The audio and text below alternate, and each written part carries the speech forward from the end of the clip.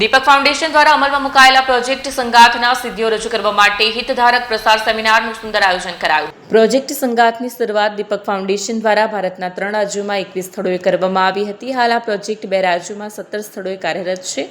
આ પહેલ અંતર્ગત વાગરા અને ભરૂચ તાલુકાના 42 ગામોમાં શાસકીય યોજનાઓ અંગે જાગૃતિ વધારવા તથા જાહેર સેવાઓ સુધી પહોંચ મજબૂત બનાવવા માટે સતત કાર્ય કરવામાં આવ્યું છે. પ્રોજેક્ટ છેલ્લા 5 વર્ષથી દીપક ગ્રુપ ઓફ કંપનીઝના CSR ઉપક્રમ હેઠળ ઉપલબ્ધ અમલમાં મુકાયો છે. પ્રોજેક્ટ સંગાથની શરૂઆતથી આજ દિન સુધી ભારતભરમાં 1.30 લાખથી વધુ પરિવારો અને 3.20 લાખથી વધુ વ્યક્તિઓ આવરી લેવામાં આવ્યા છે. યોજનાઓ સાથે જોડાણ થકી લાભાર્થીઓને કુલ ₹128 કરોડથી વધુના લાભ મળ્યા છે. કાર્યક્રમમાં મુખ્ય અતિથિ તરીકે જિલ્લા વિકાસ અધિકારી યોગેશ કાપસેની ઉપસ્થિતિ રહી હતી. ઉપરાંત general manager corporate affairs Nirmal Singh Yadav, Deepak group of companies તેમજ કંપનીના અન્ય અધિકારીઓ ઉપસ્થિત રહ્યા હતા. મારું નામ સ્મિતા હણિયાર છે. હું દીપક ફાઉન્ડેશનથી છું. દીપક ફાઉન્ડેશન લગભગ 43 વર્ષથી કાર્યરત છે. ગુજરાતમાંથી શરૂઆત કરીને હવે 5 રાજ્યોમાં કામ કરી રહ્યા છે.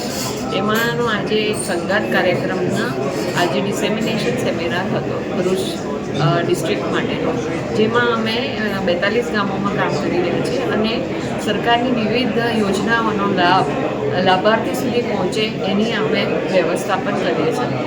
જે અમારા ગામે ગામે એક બેન નિમણૂક કરીએ છીએ અને એ બહેનો ગામના દરેક લાભાર્થી પાસે જઈ અને એમને જરૂરી પૂર્વ જરૂરી દસ્તાવેજોથી માંડીને એમની એપ્લિકેશન કરીને અને જે તે વિભાગમાં પહોંચાડીને અને એમને લાભ મળે ત્યાં સુધીની મહેનત કરે છે.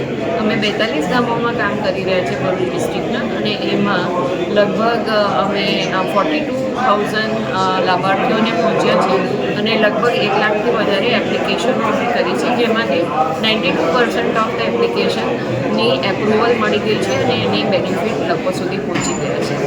લગભગ 128 લાખ રૂપિયાનું કેશ કન્વર્જન્સ અમે કરી શકીએ છીએ અને સાથે સાથે અમે લગભગ 6,000 લાભાર્થીઓને ઇન્સ્યોરન્સ એટલે ઇન્સ્યોરન્સ સ્કીમથી સમ એશ્યોર્ડ પણ પહોંચાડી ચૂક્યા છીએ. વિડીયો જર્નાલિસ્ટ વિરેન્દ્ર પાટીલ સાથે સત્યા ટીવી ન્યૂઝ ભરૂચ.